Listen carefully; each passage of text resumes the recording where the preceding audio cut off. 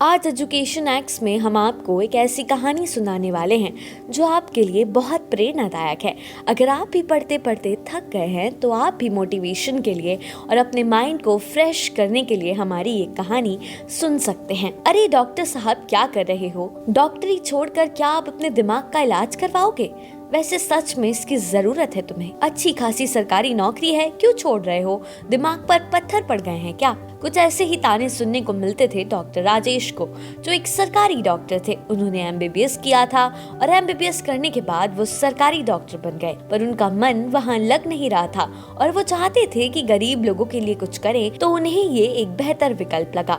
बस घर वालों ने बोला कि एमबीबीएस कर लो, तो उन्होंने कर लिया। डॉक्टर भी बन गए, पर खुश नहीं थे। चाहते थे आईपीएस ऑफिसर बने और उन लोगों की मदद करें जिनको सच में मदद की जरूरत है। पर अब तो सरकारी डॉक्टर बन गए थे और मध्यम वर्गीय परिवारों में जैसा होता है कि सरकारी नौकरी का क्रेज, सरकारी नौकरी मिलने की ख्वाहिश, और जब वो सरकारी नौकरी मिल जाए तो उसे जब कोई ऐसे ही छोड़ दे और कहे कि मेरा मन नहीं है ये करने का, तो उसका घर तो छोड़ दीजिए, उसके पड़ोसी भी बेहद चिंतित हो जाएंगे। डॉक्टर राजेश के साथ भी यही हुआ।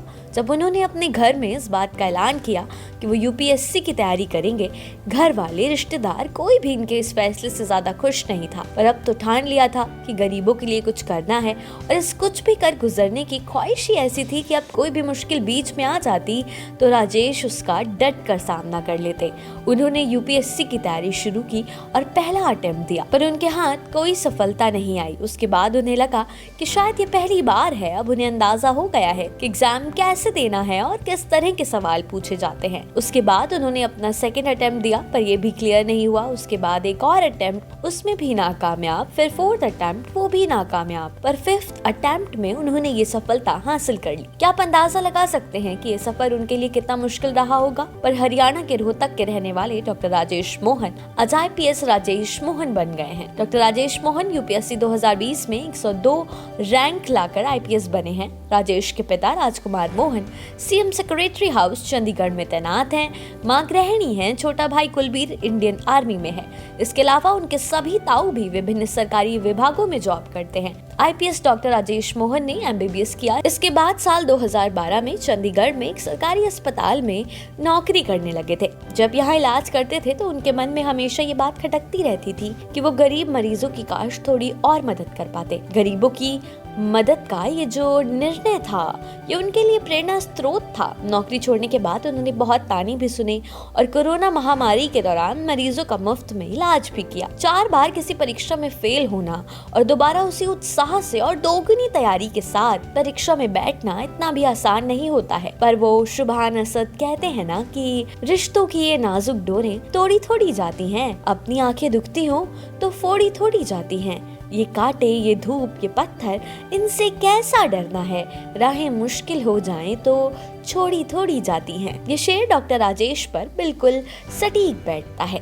आज ये आईपीएस ऑफिसर बन गए हैं और लोगों की मदद कर रहे हैं। यूँ तो राजेश मोहन ने खुद कोचिंग ली थी, पर जो युवा यूपीएससी की तैयारी कर रहे हैं उन्हें वो सेल्फ स्टडी करने की सलाह देते हैं। उनका कहना है कि कोचिंग लेना ठीक है, पर सबसे ज्यादा जरूरी है खुद से पढ़ाई करना।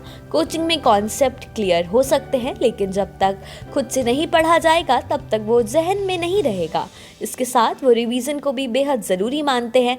उनका मानना है कि बार बार रिवीजन करने से दिमाग में एक इमेज बन जाती है। इसके अलावा निरंतरता तो जरूरी है ही। उन्होंने यूपीएससी के एथिक्स पेपर के लिए उत्तराखंड के पूर्व डीजीपी आईपीएस अशोक कुमार के साथ मिलकर एक किताब भी लिखी है, जिसका नाम है ethics made easy, A unique approach to GS paper 4। इसका मकसद यूपीएससी एस्पिरेंट्स का मार्गदर्शन करना है। डॉक्टर राजेश मोहन के डॉक्टर से आईपीएस बनने का ये सफर हमें ये सिखाता है कि हमें वो चीजें करनी चाहिए जो हम करना चाहते हैं, और हम जिंदगी भर सीखते रहते हैं। एजुकेशन एक्ट्स में आज के लिए बस इतना ही। आपको हमारी आज की ये प्रेरणादायक कहानी कैसी लगी, ये हमें कमेंट करके जरूर बताइएगा।